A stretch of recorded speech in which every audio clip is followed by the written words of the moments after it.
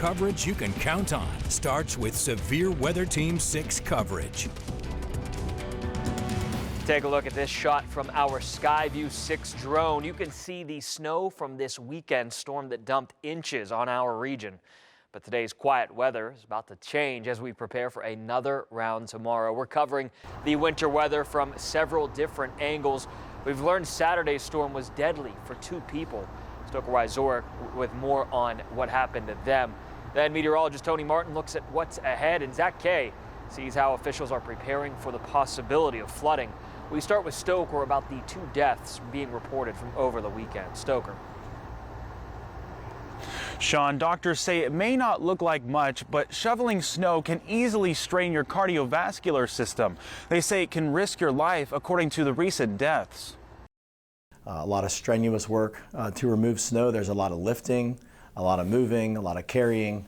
Authorities are emphasizing caution when doing winter activities such as shoveling snow off roads and sidewalks. 2 recent weather-related deaths in our coverage area have officials urging caution. The first one occurring Saturday evening in Westmont Borough, involving an 88-year-old man. Cambria County Coroner Jeff Lee says he suffered cardiac arrest from excessive physical strain. He was found by Westmont Borough road crew, who called 911 and pronounced dead at the Conemaugh Emergency Room in Johnstown. The second incident happening in Summerhill Township. A 77-year-old male reportedly shoveling a driveway, also suffering a cardiac issue. He was pronounced dead at the scene. Doctors at the Conemaugh Memorial Medical Center say people underestimate the amount of physical strain while shoveling snow. That can easily overwhelm cardiovascular or cardiopulmonary system that isn't in shape, so to speak, to take on that strenuous activity. And it can have serious consequences, including, unfortunately, death. Dr. Matt Perry from the Conemaugh Memorial Medical Center says tools like a snowblower can help, but still possess the risk of strain. He says taking breaks and lifting smaller amounts of snow at a time will help. This along with dressing appropriately and considering other underlying medical conditions you may have. In response to these deaths, Coroner Lee's released a statement saying, quote, older individuals need to take extreme caution when outside shoveling, plowing snow, cleaning cars. Be mindful of the strain it puts on your heart and make sure someone is always around and knows what you are doing. Authorities say helping someone shovel snow can leave an extra set of eyes in case something goes wrong, perhaps saving the person's life before it's too late. Live in Cambria County, Stoker Wieczorek, 6 News. So, Tony, we have school closures and delays already rolling across the bottom of our screen. Those are coming in this evening. I would anticipate more could be calling off as well, or some sort of delay, because quite the messy weather that we could have on our way. What are you tracking? Yeah, Sean, a very impactful storm moving in for tomorrow. We're going to see just about everything coming up over the next 24 hours. We start off with the winter weather part of the storm system. Much of the area with a winter weather advisory. Somerset County, Bedford County, Cambria, Blair, Huntingdon, Center, and also Clearfield. In these areas, a rapid 1 to 3 inches, locally 4, will fall during the morning commute tomorrow. Not a tremendous amount of snow, but we're going to see similar rates to what we had on Saturday for a shorter duration. So those 1 inch per hour rates will be moving in during the morning commute tomorrow, which again is really bad news. The timing is pretty much as bad as it gets. Wind advisory then goes into effect all day long tomorrow into tomorrow night.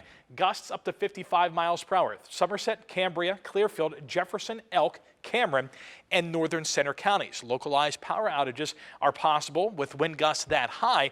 And then just off to the west, Indiana County, Westmoreland, and Fayette, high wind warning. Wind gusts here could hit up to 60 miles per hour. The flooding aspect of this storm system, a flood watch in effect tomorrow afternoon into Wednesday afternoon. Now, the brunt of the rain will be over and done with about this time tomorrow, but the flood watch goes into Wednesday because we will still continue to see runoff and snow melt into tomorrow night, and that's when we may see the worst of the problems potentially with any rivers and streams throughout the eastern Alleghenies. Those flood watches go all the way out into eastern Pennsylvania. 1 to 2 inches, local amounts up to 4. Tomorrow morning, again, falling at about 1 inch or so per hour. Storm system tonight well off to the south and west, but you notice lifting toward us. We're going to time out the snow when it changes to rain and when it goes back to snow when I come back a little later on. Thanks, Tony. The National Weather Service has sent out a flood watch for tomorrow for those in Center, Bedford, Huntingdon, and Blair County. Zach Kay is live in Center County and tells us what to look out for. Zach? Sean, the flood watch from the National Weather Service will be in effect from Tuesday afternoon through Wednesday afternoon. The State College Borough says they have been taking steps to make sure that they are ready, and one local fire company talks about how it's important to prepare, especially if you know that your property floods easily. The National Weather Service says that the rain and snow melt could lead to flooding of rivers and low-lying locations. The State College Borough says that public works crews have been making sure the drains are free of snow in preparation for potential flooding. As our weather team is forecasting, Center County, along with many of the counties in our coverage area, are supposed to be getting more snow starting Tuesday morning, followed by rain in the afternoon. Van Winter is the fire chief at Boalsburg Fire Company and says that this scenario led to flooding in the Boalsburg area several years ago. He gives some steps people should take if that were to happen again. Just be vigilant and get out if you got to get out. And if you have to shelter in place, get to higher ground, go to the second floor, get your belongings up there, terminate, like I said, terminate electric, terminate power, turn your gas off, and get yourself into a position where it's safe.